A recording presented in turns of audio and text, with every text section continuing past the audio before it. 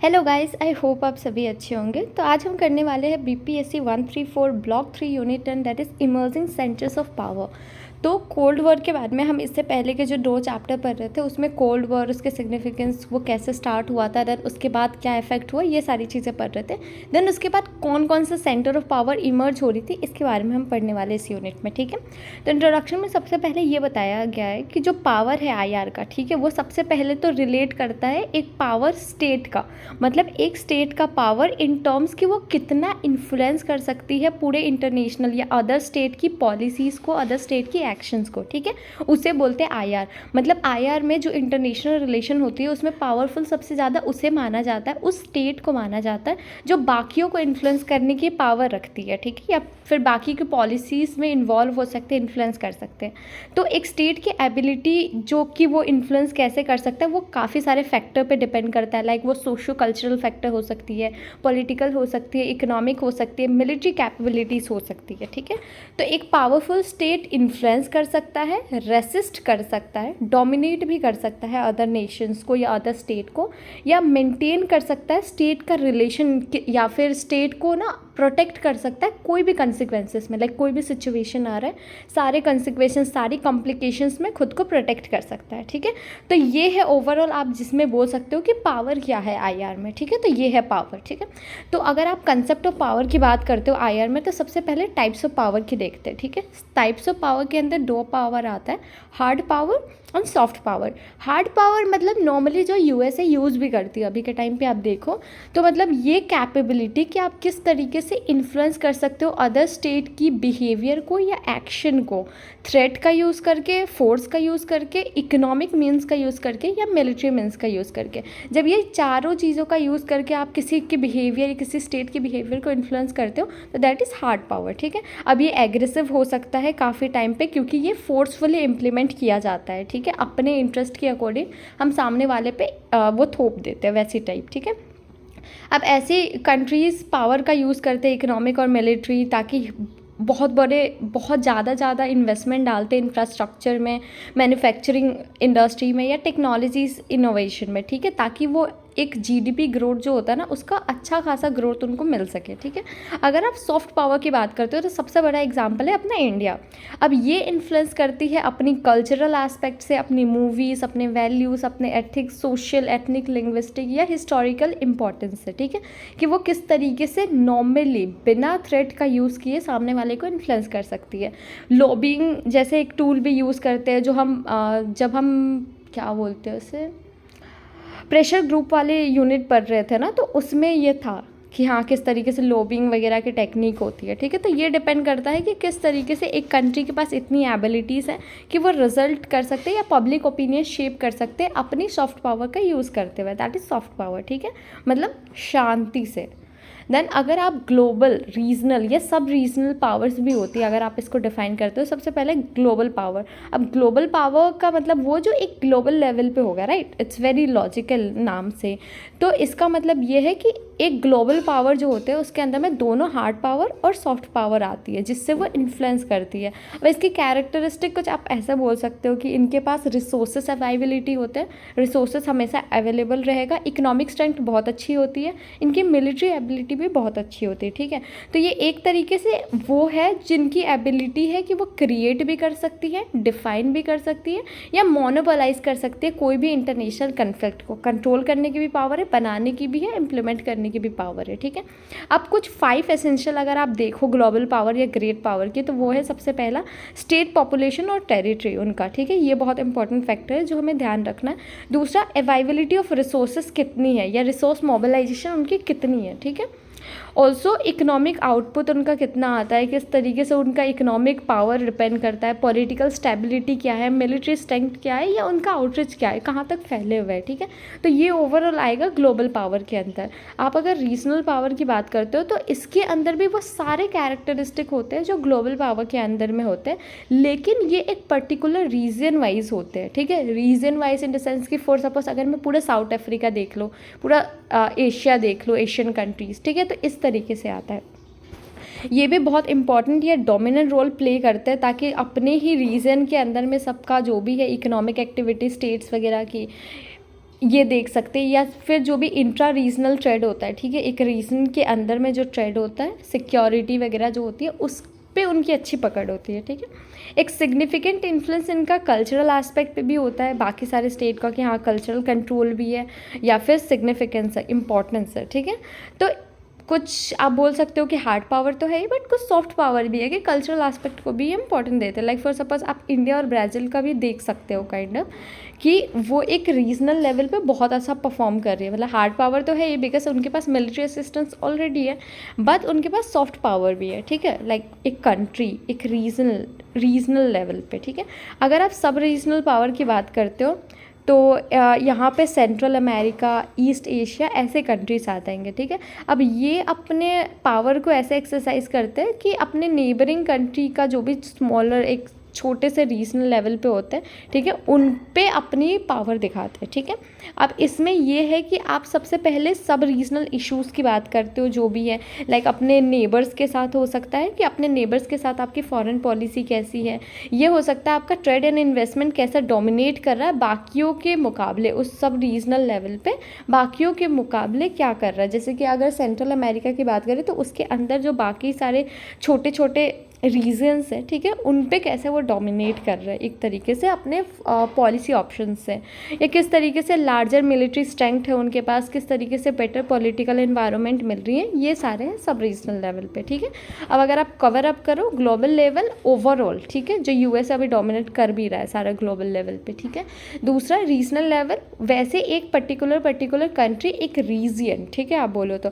Then सब regional level, जहाँ पे आप एक सब रीजनल लेवल पे जिसके अंदर में बहुत सारे रीजन्स हैं और वो उसको कवर अप कर लिया। लाइक ईस्ट एशिया की बात करो, आप सेंट्रल अमेरिका की बात करो, उससे, ठीक है। स्टार्टिंग में कुछ कन्फ्यूजन हुआ था, sorry for that. Then polarity, अगर आप पॉलरिटी की बात करते हो इंटरनेशनल सिस्टम में, तो सबसे पहले पॉलरिटी वो एबिलिटी है स्टेट की जिससे वो किसी भी अदर स्टेट की जो भी अफेयर्स, जो प्रॉब्लम्स होती है, ठीक है, उस अफेयर्स को कंट्रोल कर सकती है वेरियस लेवल पे, ठीक है, या पावर के डिस्ट्रीब्यूशन में इन्वॉल्व हो सकती है। सबसे पहला यूनिपोलर सिस्टम, अगर आप यूनिपोलर सिस्टम की बात करते हो तो ये एक सिंगल स्टेट है जिसके पास हाईएस्ट इकोनॉमी, मिलिट्री, कल्चरल या पॉलिटिकल इन्फ्लुएंस है, ठीक है। मतलब एक ही आप बोल सकते हो एक ही पावर है, ठीक है, सिर्फ एक पावर, एक सिंगल स्टेट है जिसके पास सारी पावर है, एक तरीके से एक हेजेमोनिक पावर जिसे बोलते हैं वो है इसके अंदर में, ठीक है।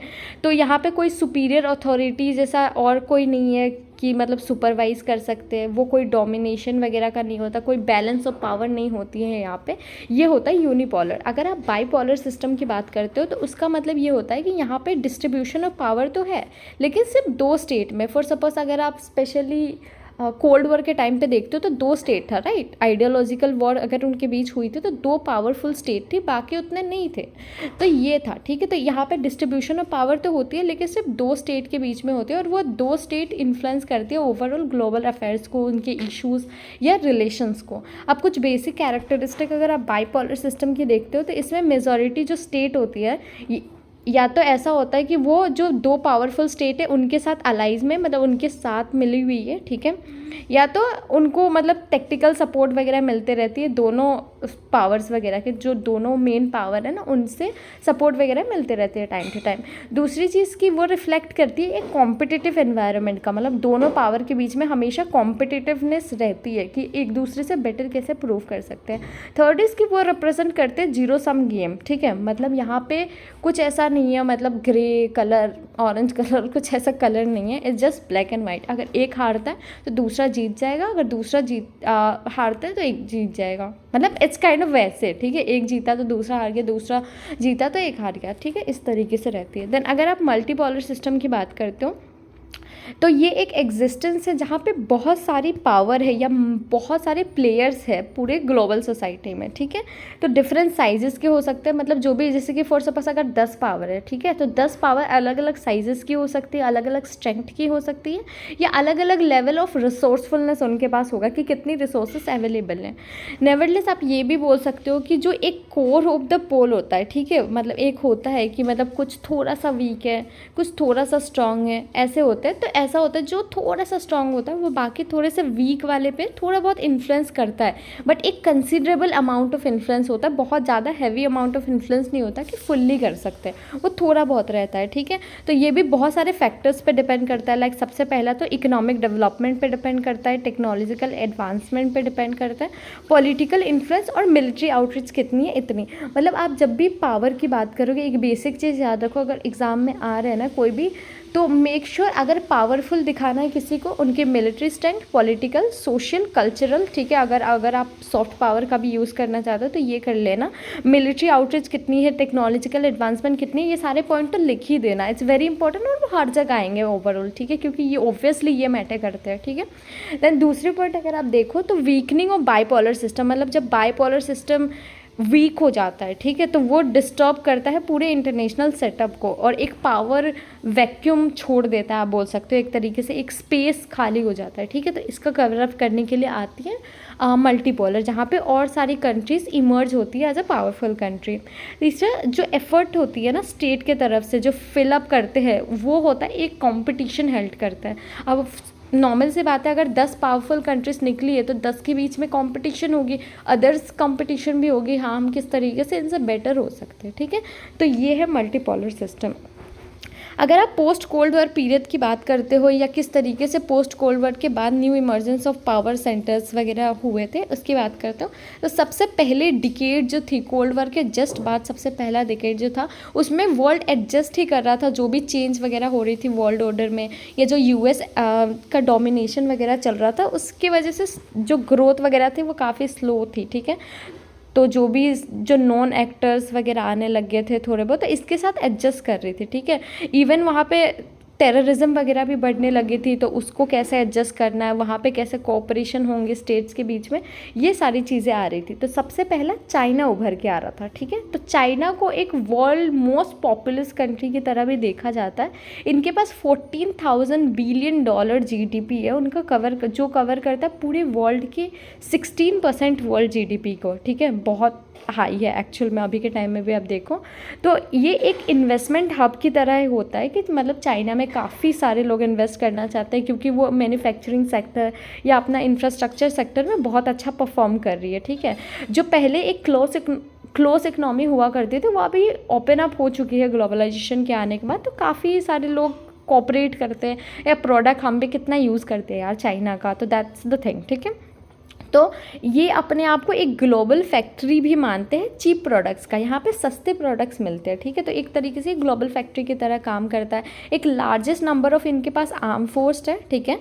सेकंड हाईएस्ट स्पेंडर है जो अपने मिलिट्री पे स्पेंड करता है, मतलब सबसे पहले तो सबसे ज़्यादा यूएसए स्पेंड करता है, यूएसए के बाद अगर आप देखो तो दूसरे नंबर पे चाइना आता है जो अपने मिलिट्री पे सबसे ज़्यादा स्पेंड करता है, ठीक है। अब उसने अपनी influence all over the world spread की है, एक इफेक्टिव कंट्रोल भी रखी है, इवन इंडियन ओशन रीजन पे, जो भी हमारे इंडियन ओशन रीजन है ना उस पर उनका अच्छा खासा कंट्रोल है अभी के टाइम में भी आप देखो तो। देन दूसरा स्ट्रेटेजिक इनिशिएटिव है बेल्ट एंड रोड इनिशिएटिव, जो इंडिया चाइना के बीच में है, या फिर उनका जो अच्छा खासा इनिशिएटिव जिससे वो कवर अप या फिर पावरफुल दिखा सकते हैं अपने आप को, ठीक है, जो बहुत सारी कंट्रीज़ को अपने इन्फ्लुएंस में डालती है। बेल्ट एंड रोड उससे मतलब क्या था कि वो कनेक्ट करती थी सारे को, तो एक तरीके से China was the main thing, ठीक है। तो उनका मस्त आराम से जो उनका ट्रेड वगैरह था उसका फ्लो होता था, ये सारी चीज़ें थी। दूसरा अगर आप देखो तो रशिया भी, ठीक है, मतलब बेशक यूएसएसआर टूट गए थे बट उसमें से निकल के आई थी बहुत सारा, एंड वन वॉज रशिया, ठीक है। अब बेशक रशिया ने बहुत सारे पॉलिटिकल या इकोनॉमिक प्रॉब्लम फेस किए हैं, लेकिन इसे सबसे लार्जेस्ट कंट्री वर्ल्ड में मानी जाती है विद 16% ऑफ जोग्राफिकल एरिया। अगर आप जोग्राफी वाइज देखें तो इसका 16% जो एरिया है पूरे वर्ल्ड का वो रशिया कवर करती है, ठीक है। उनके पास नेचुरल रिसोर्सेज बहुत ज़्यादा है, उनको सेकेंड लार्जेस्ट आर्म फोर्स माना जाता है वर्ल्ड में, जिनके पास सबसे ज़्यादा आर्म फोर्स हो। स्पेंडर की बात नहीं कर रही मैं बात कर रही हूँ जिनके पास सबसे ज़्यादा आर्म फोर्स अवेलेबल हो पूरे वर्ल्ड में, ठीक है, सेकेंड लार्जेस्ट में आता है। और इनके पास न्यूक्लियर वेपन्स भी सबसे ज़्यादा है अगर आप देखो तो, ठीक है। देन अगर आप सीपरी की मानते हो SIPRI की, ठीक है, ये एक पूरा ऑर्गेनाइजेशन है, तो इनको 4th बिगेस्ट मिलिट्री स्पेंडर माना जाता है। जैसे USA फर्स्ट पे था, चाइना सेकंड पे था, वैसे ये 4th fourth biggest military Spender होती है, ठीक है। इनके पास second obviously biggest arm exporter है यूएसए के बाद, मतलब सबसे ज़्यादा यूएसए एक्सपोर्ट करती है आर्म्स को, देन उसके बाद में रशिया करती है, ठीक है। इनके पास बहुत सारे आर्म एक्सपोर्टर है ऑब्वियसली। ये 11% जो होता है ना ऑयल एक्सपोर्ट वो करते हैं, मतलब जो भी एक्सपोर्ट वगैरह होती है ऑयल की वो ज़्यादा ये करते हैं, मतलब बहुत ज़्यादा, लाइक अराउंड आप बोल सकते हो पूरे वर्ल्ड का 11% कवर कर लेती है आराम से, ठीक है। और फिफ्थ लार्जेस्ट मानी जाती है कोल का भी, मतलब जो कोयला होता है ना उसके फॉर्म में भी, कि हाँ वो सबसे ज़्यादा प्रोड्यूस करती है। देन डायरेक्ट इन्वॉल्वमेंट इनका सीरियन कन्फ्लिक्ट के साथ है, जिसकी वजह से सीरिया या यूक्रेन वगैरह का ये प्रॉब्लम वगैरह हमेशा फेस करनी पड़ती है ना, ये है इनका इन्वॉल्वमेंट रहता है उसके साथ। देन अगर आप इंडिया की बात करते हो तो इनको सेकंड मोस्ट पॉपुलेटेड कंट्री माना जाता है। देखो पहला अभी आया तो क्या आया, पॉपुलेशन ओके लेकिन हमारे यहाँ पे मतलब इंडिया में सबसे ज़्यादा यंग पॉपुलेशन है, और ये बहुत पॉजिटिव देखा जाता है वर्ल्ड टर्म्स में कि आपके पास सबसे ज़्यादा यंगर जनरेशन है रादर देन बच्चे और बूढ़े, ठीक है, क्योंकि वो ज़्यादा काम कर सकते हो, ज़्यादा इफेक्टिवली आपके इकोनॉमिक में ग्रोथ मिल सकती है, ठीक है। तो इवन अगर आप 2011 की बात करते हो तो उसमें 30 आया था, मतलब जो रिपोर्ट पब्लिश हुई थी तो उसमें 30% ऑफ वर्किंग पॉपुलेशन जो है, ठीक है, वो हमारी टोटल पॉपुलेशन है, जिसको आप परसेंटेज वाइज अगर आप देखते हो तो 3.36% जो है वर्ल्ड का जीडीपी उसे कवर करती है, ठीक है, मतलब हमारा इतना रोल है ओवरऑल वर्ल्ड में। देन ये एक लिबरल इकोनॉमिक भी है, ठीक है, इसमें बहुत सारे फास्टेस्ट ग्रोइंग इकोनॉमी भी बोला जाता है इन्हें, लिबरल इकोनॉमिक को वो फॉलो करते हैं।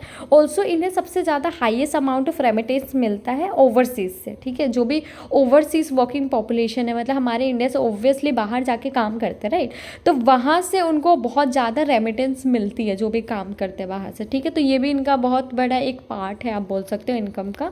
देन इनको फोर्थ लार्जेस्ट स्ट्रेंथ माना जाता है आर्म फोर्स में, ठीक है, सबसे फोर्थ लार्जेस्ट स्ट्रेंथ में आती है वर्ल्ड में, जो 2.5% अपनी जीडीपी का आर्म फोर्स में स्पेंड करती है।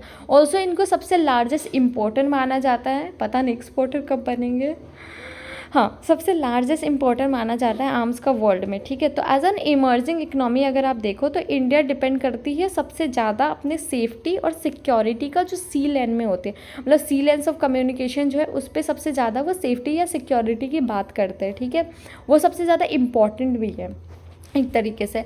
देन अगर आप स्ट्रेटेजिक पर्सपेक्टिव में देखो तो इंडिया का जो प्रोसेस है कि किस तरीके से वो एस्टेब्लिश करती है पेट्रोलिंग वगैरह, जो आर्मी वगैरह वो जब होते हैं ना पेट्रोलिंग वगैरह करते हैं, सर्वेलेंस करते हैं, तो ये सारे जो भी मालदीव्स की आप बात करें, ठीक है, मॉरिटस की बात करो, ये सारी एक नेवल बेस आप बोल सकते हो, ठीक है, ताकि वो किस तरीके से अपने ट्रेड को प्रोटेक्ट कर सके, अपने स्ट्रेटेजिक इंटरेस्ट को प्रोटेक्ट कर सके। और इनका क्लोज मिलिट्री रिलेशन भी है कुछ लोगों के साथ, लाइक जो आसपास है, लाइक भूटान के साथ उनका अच्छा खासा मिलिट्री रिलेशन बना हुआ है, श्रीलंका के साथ भी बना हुआ है, ठीक है। वही आप ब्रिक्स की बात करते हो तो 2009 में एक समिट मीटिंग हेल्ड हुई थी 4 फास्टेस्ट ग्रोइंग इकोनॉमीज़ के साथ, ठीक है, जिसमें हम मल्टीपोलर वर्ल्ड को भी मतलब पुश कर रहे थे या फिर इम्पोर्टेंस दे रहे थे। तो इसमें ये था कि बहुत सारे इंस्टीट्यूशन लाइक यूएन, आईएमएफ या वर्ल्ड बैंक जो है वो ग्लोबलाइजेशन के कारण ये आया था कि उनमें रिफॉर्म्स वगैरह लाना बहुत ज़रूरी है, चेंजेस वगैरह लाना बहुत ज़रूरी है, ताकि हम ग्लोबलाइजेशन को एक ट्रांसपेरेंट या फिर डेवलपमेंट ओरिएंटेड बना सके, ठीक है। पहले तो 4 ही कंट्रीज़ थी obviously, Brazil, Russia, India, China, लेकिन बाद में साउथ अफ्रीका ने ज्वाइन कर लिया, जिसका पहले BRIC था 2011 में, जब वो था ब्रिक्स बन गई थी BRICS, जब उनने ज्वाइन किया था, like Brazil, Russia, India, China and south Africa, ठीक है। अब ये 40% ऑफ ग्लोबल पॉपुलेशन अकाउंट करती है, लाइक इनके अंदर में 40% ऑफ द ग्लोबल पॉपुलेशन है इन पाँचों को मिला के। इसमें कंबाइंड कंट्रीब्यूशन अगर आप देखते हो तो 23% का ग्लोबल GDP है उनका कंट्रीब्यूशन है। इकोनॉमिक और फाइनेंशियल कोऑपरेशन की अगर आप बात करते हो तो वो सबसे इम्पॉर्टेंट एक्टिविटी है इनके बीच में, सबसे ज़्यादा ये इकोनॉमिकली फाइनेंशियली कोऑपरेट करते हैं, ठीक है।